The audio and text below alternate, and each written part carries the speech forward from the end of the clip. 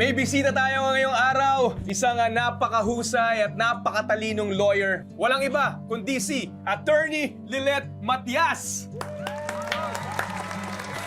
Sorry mahihain si Attorney Kasi ibang level tong podcast Pero kapag nasa korte to, talagang palaban siya. Halika na, Attorney. Halika na. Halika na. Tabi lang na. Yan.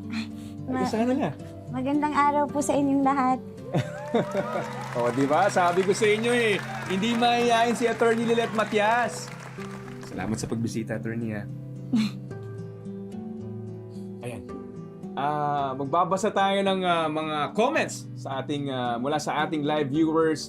Ang sabi ni Jed, ang cute ni Attorney Lilet Matias. Inspirasyon talaga siya sa lahat ng mga nangangarap sa kabila ng kanilang kondisyon. Anong masasabi mo dyan, Attorney? Maraming salamat po at naging inspirasyon ako sa inyo. Tama po kayo. Kung meron kayong gustong maabot sa buhay, pagsumikapan nyo lang. Kahit pa may mga hindi naniniwala sa inyo, o kahit pa may kapansanan kayo, tuparin nyo pa rin yung mga pangarap nyo. Wow! Grabe, napakaganda nung sinabi mo, Attorney. Palakpakan naman! Palakpakan! Eto, from Debbie, ang sabi niya, Attorney Kurt, huwag niyo nang i-add to cart si Attorney Lilet. Dapat i-ship niyo na.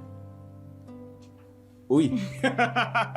Kayo talaga, grabe kayo Alam niyo, sa susunod, dapat i-invite natin ulit si Attorney Lilet Matias para makapag-discuss tayo ng legal topic. Di ba, Attorney?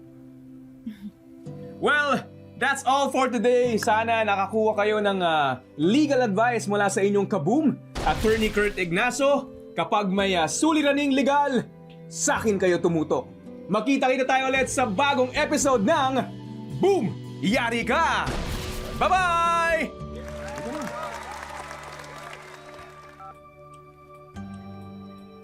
Lilet, pasensya ka na-excite kasi ako kanina nung nakita kita kaya pinasali na kita Okay lang. Congrats pala.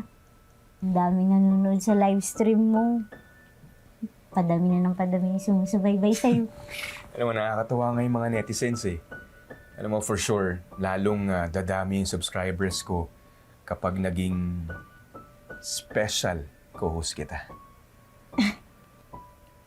Di ba dati kasi lagi ako nagbablog as a cloud chaser lang. Iba pala yung pakiramdam sa ginagawa kong to. Alam mo, Lilet, I had found my calling.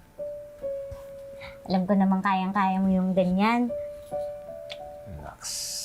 Salamat Salamat sa all-out support mo sa akin. You're always welcome. Kasi gusto ko lang din talagang maging successful. Para naman maging karapat-dapat ako dun sa